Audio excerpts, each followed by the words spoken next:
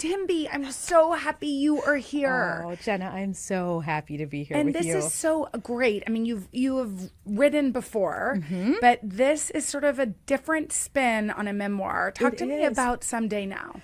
So Someday Now it's first of all an audio original. So it is a book that I wrote. Yes. I recorded sounds in Sicily. Wow. And so you have these original soundscape that's woven through this narrative, which is really about a summer at a moment in a mother's life and in a family's life when everything was changing. My daughter was about to go off to college. And I felt like, oh goodness, oh, this is big. Yeah. This is really big. So we took a trip. And that trip became the inspiration for the book Someday Now. And it's a great listening experience because you get to ride along to this beautiful island and discover it and let it unfold and unfurl in front of you. What I love about it is that you decided audio was the home. I mean, first of all, listening to your voice, I'm like, oh yeah, this makes total sense. Thank you. But I think, I mean, I love audiobooks, and I feel like what you're hoping is that people kind of come along with you. I think so. Having written a memoir from scratch and then having had that adapted for screen, so page, screen, to return to a story in this place, I thought as a storyteller, like what is the thing that will feel so immediate, that will pull, in this case, the listener to be right there with me. Not only am I just telling you the story like a best friend, right? But it's also like, let's hear the place that we're in. And I felt like an audiobook, an audio original was like the most perfect way to do this because it's from scratch. I write a lot about food and taste and that sort of sensory element. This has the sensory element of the sound and the soundscape of a particular place at a particular time through my lens. So it is a particular time. You, as you said, your daughter was about to go off. There's so many people right now, friends of mine, who are taking their kids off to college. What do you think, or what were you hoping parents would find from this? Well, the main thing that I hoped people would take from this book is that it's okay to acknowledge in a real way that this is a big inflection point, and it requires or it asks of us a lot. There's a lot of joy, there's grief, there's like uncertainty, there's the unknown, and both for the parent and the child. Right. And so in this book, I take this pause, this college moon, right? This trip with my daughter before she goes off. And in that pause, we get to connect. So I'm hoping that listeners will take away from Someday Now that it's okay to take like a sacred pause, make a moment with your child a ritual, like a rite of, they're about to go through a rite of passage to leave home. And even if they go to college close to home, their life is changing. Their childhood is receding and their adulthood is ahead of them. Right. And so really kind of almost ritualizing that and honoring it for the parent and for the child.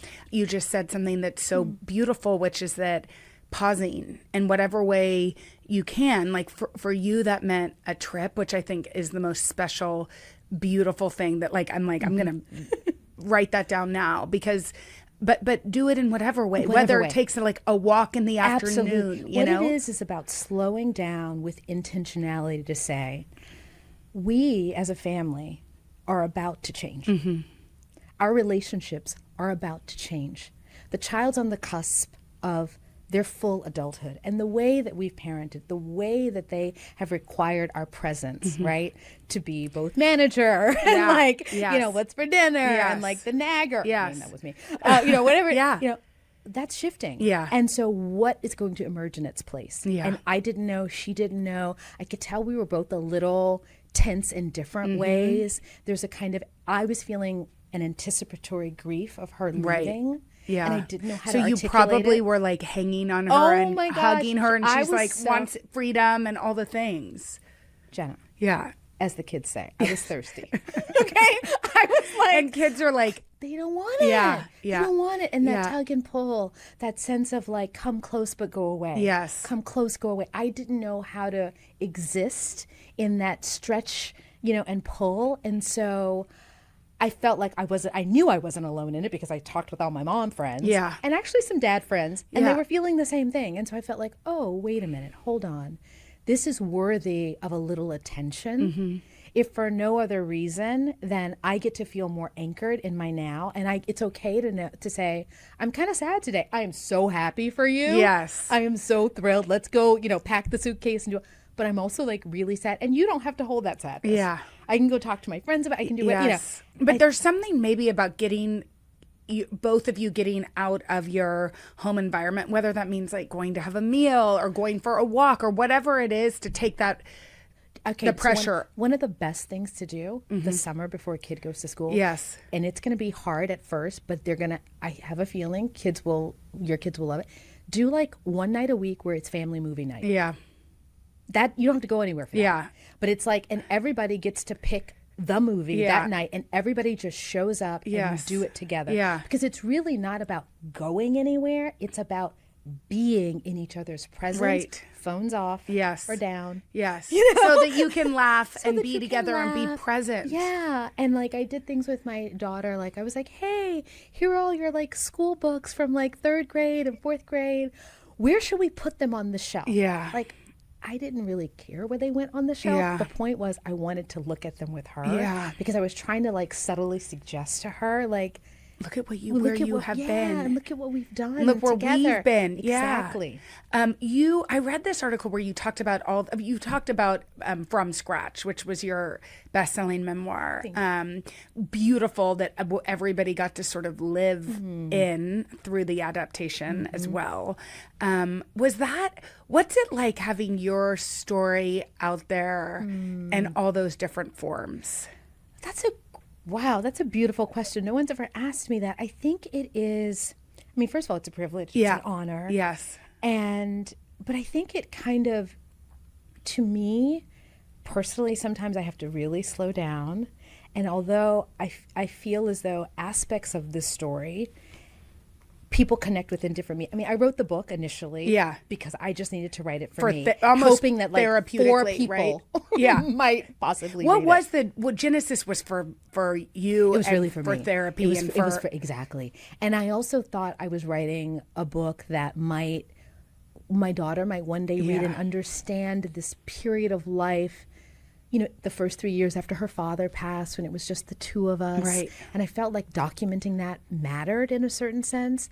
And so having that book out in the world was just a huge personal like growth and leap and all of that. But then to have it on screen, it actually became less of my story in a strange way. Yeah. And it became like a little bit of everyone's story. And the beautiful thing about having it in that medium is that I have the benefit of seeing how alone I actually never was. That everyone across the globe has walked some aspect of what is in that book and in that series. Yeah. And in that way, it's like closed the ranks for humanity. And that just makes me personally feel more connected to everybody, and now with Someday Now, it's just I think this audio someone said to me, I was listening to you in the shower. I was like, okay, stop.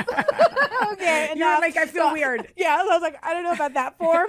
But it also speaks to but it's true. But it's true, but it's the immediate I do it. I mean, it's the immediacy. Or even like I listen to books while I walk, so I'm like in a neighborhood walking and I feel like, and because it is your story, there's a connection there that feels the one thing I will say about storytelling, especially in the times in which we live, is that it's so beautiful to be able to access stories in these many different iterations. And I think the best part of storytelling is like sitting around a campfire and the origination of it, right? Yeah, that's totally the origination of it. And that's the thing that I kind of come back to is like, when, especially as a memoirist, is to say to myself, like, what about the specificity of this one thing that I've lived and I've done really is universal to everyone. Yeah.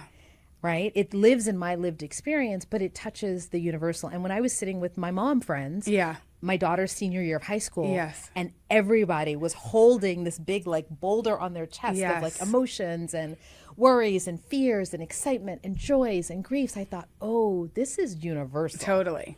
I'm actually reading, it's so weird because I'm reading a book that's a mystery right now that's like basically about a mother's connection to her daughter trying to, become an individual. And like exactly this. I mean, but you would never think if we put these two books side by side, you'd be like, oh, these have nothing in common. But they do. They do. Because that kind of mother's love is probably one of the most universal truths that there is, right? Yes. And you really, I remember at that particular inflection point thinking, is she ready? Yeah. Did I do enough? Yes. What is my role now? Yeah. In what ways can I offer more, but also don't hold on too much? Yeah. And how do I hold on and let go and be present, but absent? Like, I mean, it's the weirdest nuanced thing. Balance. And I think it's happened before in all generations. Oh, yeah. It's just people weren't slowing down to think about it. It was sort of like, it's the empty nest. They're Yeah. gone. Goodbye. In fact, you don't even call it the empty nesting. No, I don't. Which I kind of like. Oh, good. Talk about re-nesting. Yeah. So for me, re-nesting is, first of all, empty to me. I couldn't resonate with it. I was like, my life's your life not is empty. I was like, what? And then to some degree, the literal nest is no longer, because children are staying home sometimes to go to college. They're returning home after college. And so they're back. They're throughout, back. You know? And so it's evolving. And so I thought, the nest is evolving, and we are all like renegotiating our relationships. I'm reinvesting in myself. I'm sort of like trying to rest and reset and reflect. And I was like, oh, it's like we're all re-nesting. We're reconfiguring this home life that we've had. We're reconfiguring our relationships. And I think with re-nesting, it's an invitation to do it with some intentionality. Right. And to say, like, we're all going to be different. Like, your child is different freshman year than they are as a senior. Yeah. It's also a verb, so I like that, because you're like, okay, this is action. It's an active state. We're not just you're not just letting sitting this here happen like, to it's us. empty and what's going to happen. Yeah. I mean, there's all those Things. feelings, but I think by saying, oh, wait a minute, I can meet this moment with curiosity. Yeah. Right? I can honor it. I can honor my own changing. The fact that I raised a human. Yeah. Like, Good that's on no you. small thing. I know. And like, pat on back. Yes. Right? Yeah. I think women, moms, families should be able to say, like, I did the best I could. And even raised a human with heartbreak, raised a human when you fell in love again. Like, talk about that journey too, because this is in its way you wrote from scratch, which is a love story. Yes. And this is also one. It's a love story to like blended family. Yes. Right? Yes. So in between From Scratch and Someday Now, I remarried. And I found myself in a blended family with a teenager, actually in the middle of almost the kind of like the pandemic times. We're all under one roof. Yeah. And then one of the essential questions I had as my daughter was getting ready to leave home was like, we formed this close-knit little trio, this little family that was, anyone who's partnered in after loss or partnered in midlife or partnered with teenagers, it ain't easy. Yeah. You have to like really like take some deep breaths to sort of form a unit and to say, who are we? Right. The three of us. Outside of all the history. Outside of all the history, right? Honoring all the history. Right. But who are we? Right. And so you spend these years, in my case, doing this, and then she leaves. Yeah.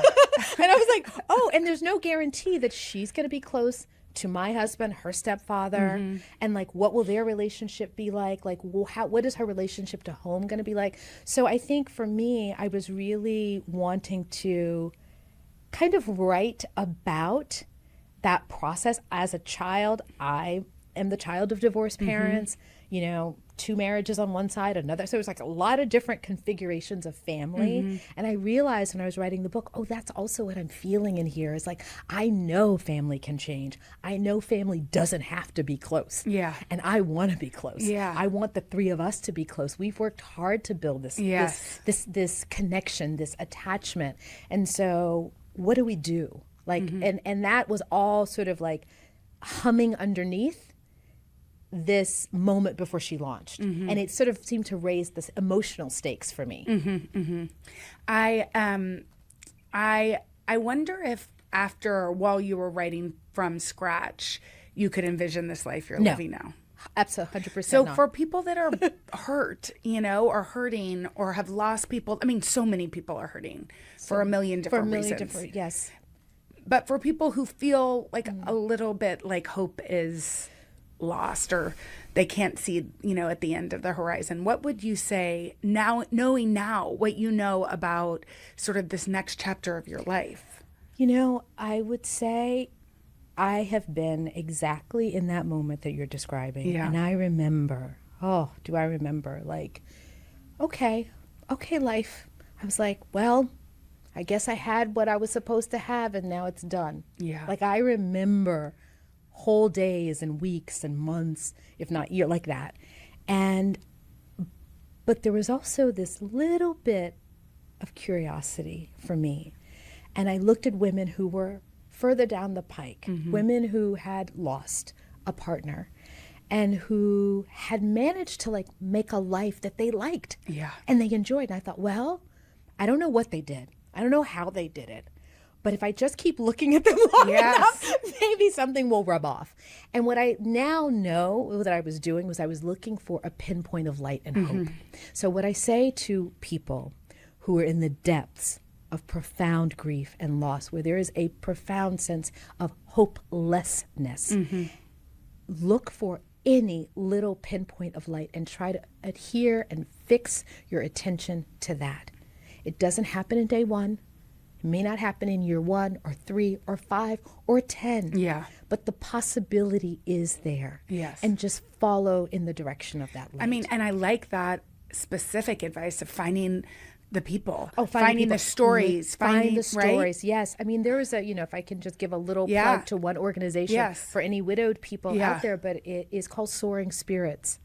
And they serve widowed people internationally. And it was a community that I didn't know I would ever need. But when I found them, I thought, oh, here are dynamic, beautiful people who have built lives after profound heartache. So it is possible. And then it's like, well, what does it mean for me? Yeah. And I didn't know that I would want love. I didn't know that love would come my way. But I also had a friend who said, if you've known it once, and if your heart has known it, your heart will recognize it again. Oh, I love that. And that was a real shift for me. To say, okay, I don't have to go looking for it. If it happens. If it happens, I'll recognize it. Yeah, I love that. So, okay, you write for many different forms, many different parts of your life, but why, in general, would you say you write? I write to understand what I don't know. Even in your own life? In my own life. If I don't know something and I don't understand something, I find myself first journaling. I mean, and I've done that since I was a kid, where I just write out my thoughts. Sometimes I write out what I see, if I'm on a vacation, or I write about, whatever I did that day. And what it's doing is sort of organizing a life on the page, right? My thinking around something. And so in a way, when I'm called to write certainly memoir, it's coming from that place. There's a psychic question that I need to solve. For example, in From Scratch, it was a lot of can that love sustain and endure? And I didn't know. And so I needed to write the story of the love. And in writing it, the love endured. Yeah. It endured. And so that's kind of memoir. I think another reason why I write is it's kind of a beautiful way to just and I am borrowing language from the wonderful Elizabeth Gilbert. Yes. Okay. I love her. And she says it's like putting your handprint on the wall of life and saying, I was here, I saw this, it felt this way. I'm curious about this. And so I write for those reasons as well. I mean, I think that's amazing. I was telling a friend about this book, and they were like, it's like the Eat, Pray, Love for mothers. And I thought it was the perfect. I love that. I was like, God, that is exactly what this is. That, first of all, I take that in. Don't you think that's so fantastic. right? It is so right, because it's about taking a kind of a quest. And by the way, you can do your Eat, Pray, Love without going Totally. around the world, Totally. right? Basically what it is taking, again, I'll use the word a pause to say, I'm at a moment where my life is changing. Yeah. And I need to slow down and I need to, with some intentionality, kind of process that. And put the phone away, right? And put the phone away. Because I feel like we're all so over-scheduled and over-programmed and oversaturated with just apps and... Literally taking a nature walk. Yeah. And putting and the listening, phone away. like not even listening to music, which is hard for me because I love music so much. But it's beautiful Right? to slow down and let the natural world speak to us. I mean, in some ways, I can now see that that's one of the reasons why I was called to return to Sicily in that way. Because yes, it was a familiar place. Yes, I knew, my new husband also needed to come and visit there. But I also knew the island itself. Plug for Sicily. Yeah, seriously, you don't need to plug too hard for me. Trust me, it's having its moment. Yeah. But I really, there's something about the natural world, the sea, the wind, the mountains, the trees, that I knew I, at the moment in my life, needed to slow everything down, get out of a city, and be in nature with my kid. So do that. Yeah. Right? And you don't have to go around the world for that. You can drive to your local spot. Exactly. But I was going to say your writing is very much influenced by nature. It is. Why do you think you find so much? Quite frankly, I think because I grew up spending time at my grandmother's house in East Texas. And at the time when my grandmother was a third grade teacher, she said the TV turns off after lunch and you go outside and play. And that was it. That was it. And you're back in and you wash your hands before dinner. And I think that window of time with no agenda, full exploration, and in nature was so formative for me. And I remember feeling such a sense of peace. And it was such a contrast to having grown up in a city. I grew up in Houston. And I think I found wonder in ladybugs and trees and just total, kid stuff. But now I find that I'm returning to it with a real intentionality. And I also think we live in a moment where the planet is changing. And paying attention to the planet and the wisdom of the planet is really a good thing. And if you're feeling out of sorts, take off your shoes. And I mean, this is what Hoda used grounding. To say. She would do it in Central Park. And I was like, oh, watch what you step on. But there is something, when you're talking about your grandmother, my grandmother, Jenna Welch, whom I'm named after, was a naturalist. She never graduated from college because she just didn't. But she took classes at Midland Community College until she couldn't drive because she was too old.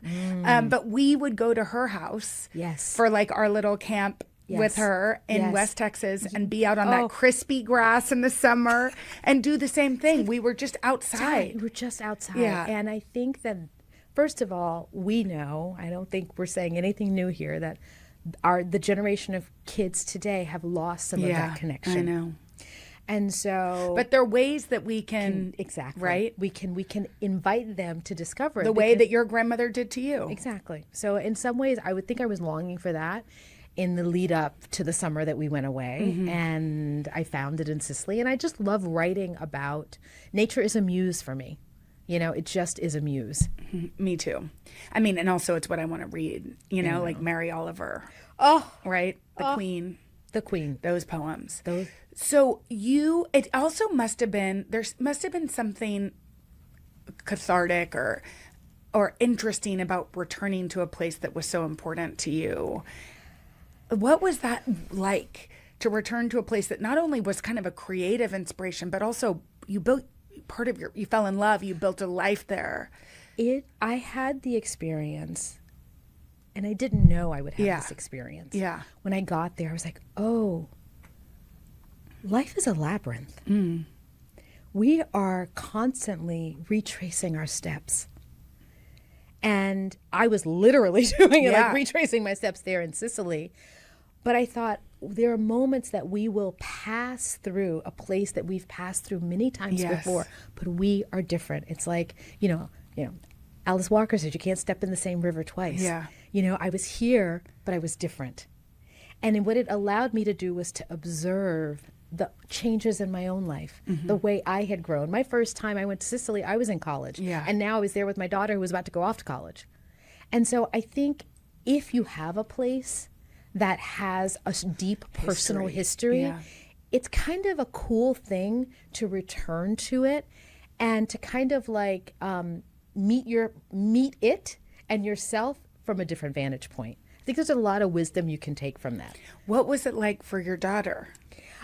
She was so busy trying to just get to the beach and have gelato. Yeah, I don't think totally. she was thinking about any of that I know, stuff. which is also so true. It's like, why are with age do we become so like everything is such a deep meaning? I know, because she was not thinking about it. She was like, "Where's the pasta?" Yeah, Can she's I like, have more "This is pizza?" fun. Like, this is okay, beautiful. lady, and I was full of all the feelings and the emotion and like it was and that was okay. That's exactly as it's supposed to be. And it's like, how much do you put on her? No. Like, this is where we were. She was like, could you please? Yeah, exactly. Okay, how's life after? I mean, I assume she's good. She's a rising junior in college, and she's good. And how is the renesting? The renesting is wonderful. I think it's funny because I feel like I'm like a toddler renester now because I'm like, coming out of my sophomore year of like, I've had 2 years of it and I kind of like, okay, I kind of get the feel of it, and I understand the rhythms of it. That first year felt a lot like, I was holding my breath the first 2 months she was away at school. Like, is she okay? Yeah. Do I call? Do I not call? Yeah. Oh, where is she right now? Does she need my help? Does she not need my help? And then you kind of settle in and you realize she's going to be okay. Yes. I will be called upon when I need to be called upon.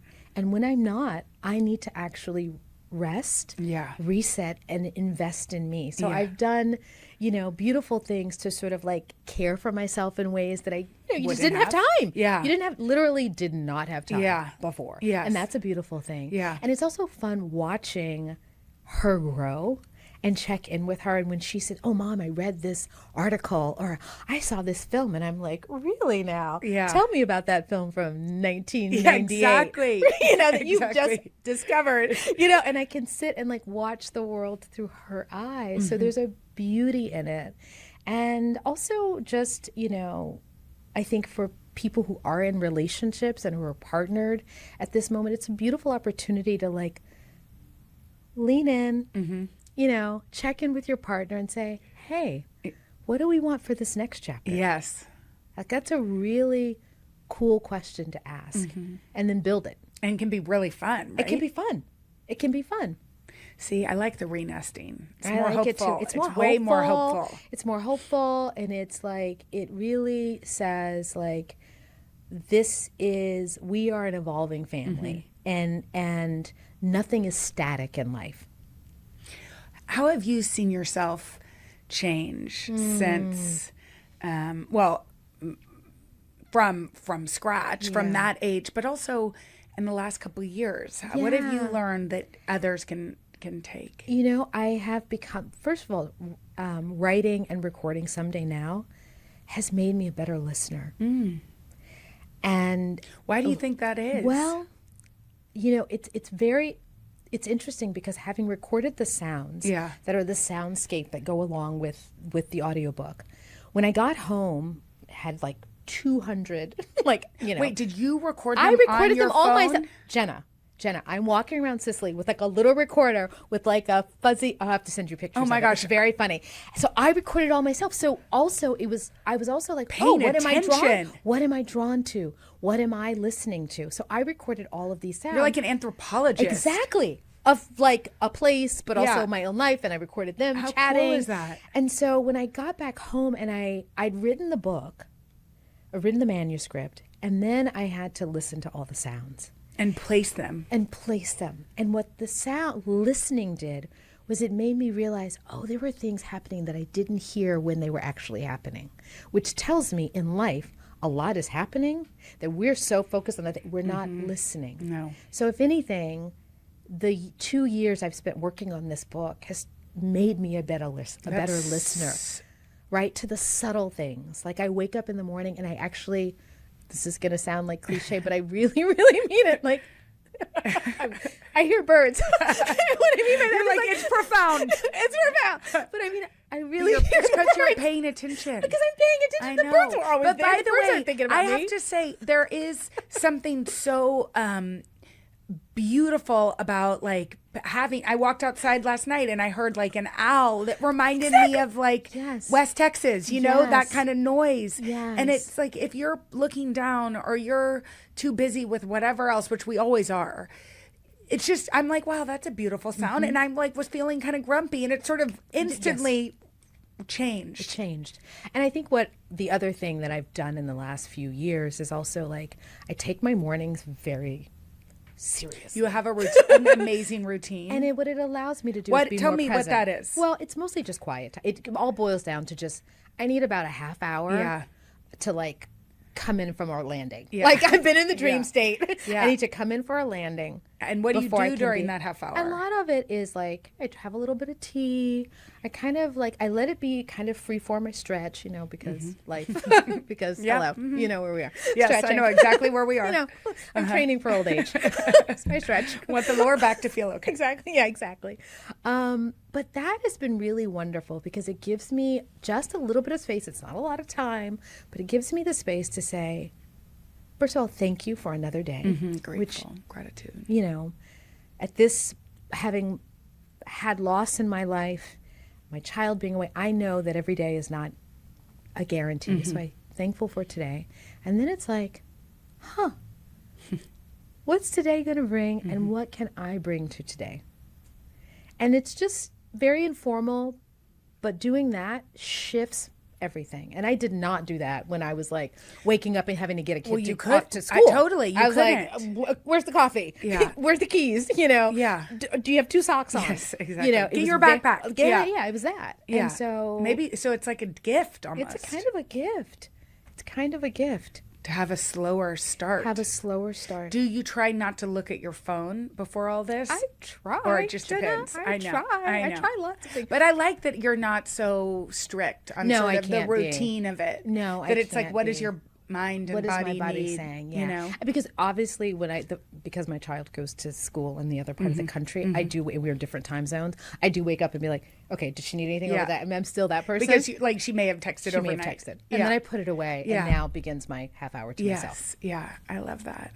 To wrap up, what are a couple things that you've taken on or let go of? Because I read basically I want to ask you the same thing. You said you've learned like 6 lessons from the time you wrote from scratch, but what are some things, I just think you're the wisest, that anybody out there that is either going through transition, you know, this is a new school year, it's fall, all of those things that could help somebody that find focus or joy or whatever it is? I think as someone who transitions have always been kind of hard for me, right? I've always been like, oh, wait, new school, like new job, whatever, you know, new house, whatever the thing is. So I've always been... like change isn't Change easiest. is not easy for me. I don't like goodbyes. I like my things the way I like my things. You know, I like the consistency. And so I think one of the things is to say, first of all, it's okay to be that way. Like, don't judge it. And I say, find one thing that really grounds and anchors you through a transition. So if your child is going to a new school, then it's like, find the one thing that you can do for yourself or you can do with your child, you know, that like grounds the both of you. For example, first day school every year with my daughter, we would have breakfast at the same place. I love that. First day of school, come hell or high water, like that's what we were going to do. It was your tradition. And it was a tradition. And those things become the kind of hallmark of the big memories that you will have, but it also helps to like really ground you to say, we are having something new is about to happen. And because something new is about to happen, we're going to do this really familiar thing that makes us both feel good.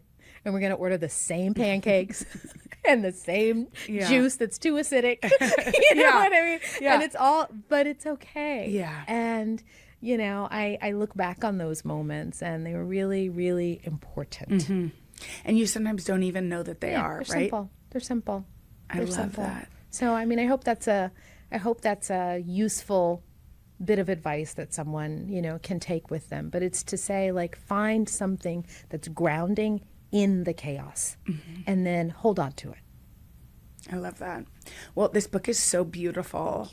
I'm obsessed with really I honored. didn't know that you were out with a recorder actually Recording. recording. Yes. But I think it's an incredible way to feel transported.